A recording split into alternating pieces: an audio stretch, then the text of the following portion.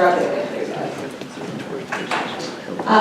If we pull out the revenue cuts, I've used option A in my calculations. Again, you could do the same thing with option B or the DFNA results yesterday, which we'll talk about more. But we've got about 410 million then in revenue cuts. So we have an imbalance. We've got about 358 million then in net tax cuts in this report. The task force has been very clear that 200 million is really your goal. So how do you get there? That was really one of the questions that I was asked by the chairs, is to kind of walk through how I would prioritize this, how would I set up a couple triggers, how would I face this, and etc. Which is what we're going to walk through. The first is, so I took the 358, and I said, okay, let's not do the top rate stuff all the way first. So let's instead take the top rate on individual from 6.9 to 6.5, and then let's leave that corporate rate at 6.5. Right? So we're going to keep those two the same at 6.5. So I'm going to start adding some money back. Right? I don't need that money yet. So now I'm down to 170 million. Okay, so we can do it that way.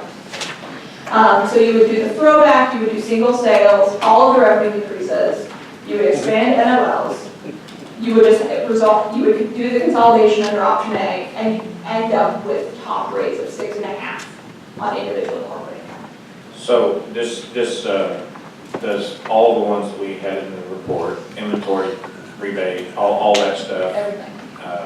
And it's a 169 when you put it in at this phased in, right? Yes, yes.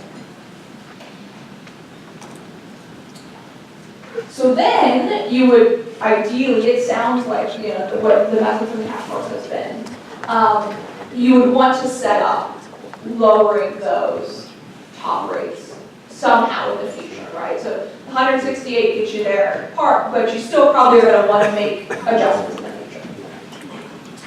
I also recalculated those tax savings using this modified version of option A that I've now created, where I'm leaving that top rate at 6.5 at least temporarily.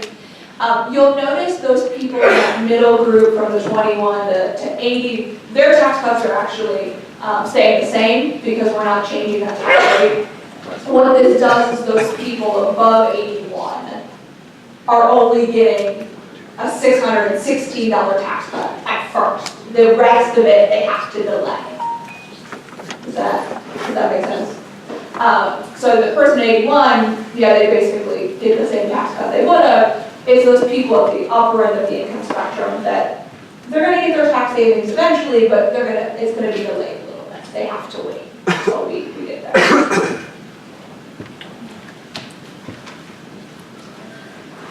In addition, so now we have this other DFNA schedule. I want to first say congratulations to DFNA for figuring this out. I think we've all been trying to figure this out for months now, and I love this. I think it's great. I think this is the best option that we've seen thus far. So I've got a little bit here, and I wanted to kind of talk about this one first, and then we'll talk about the triggers, because I think you can do the triggers in two different ways under these approaches. Yeah, I think that, and I'll dig into this more, but I think this is a really great approach to kind of checking every single box the task force has laid out. So now let's walk through this math again. Okay. So now I've got everything that's in the report. I've switched out option A for the first phase of the new DFNA schedule. I've added my revenue increases, and now I'm at 176. So again, I'm under that $200 million mark that you all have laid out.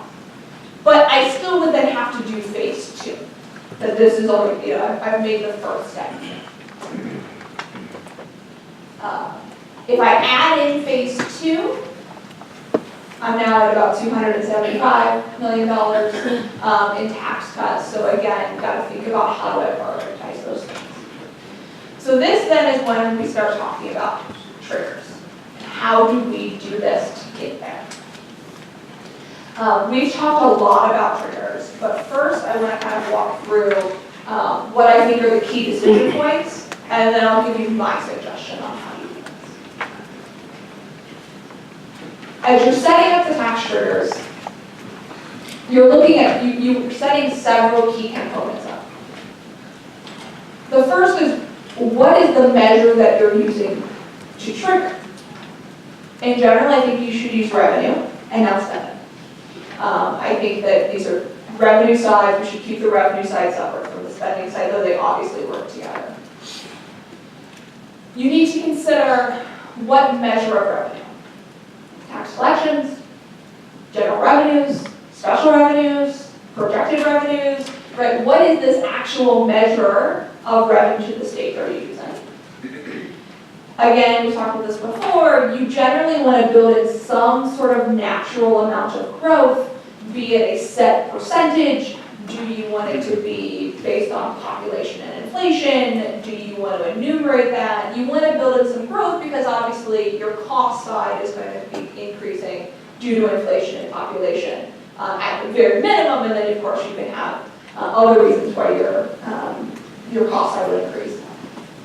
And then generally, of course, they can be combined with tax phase-outs, which is really what this kind of two-step consolidation process from DF&A is. So how would I do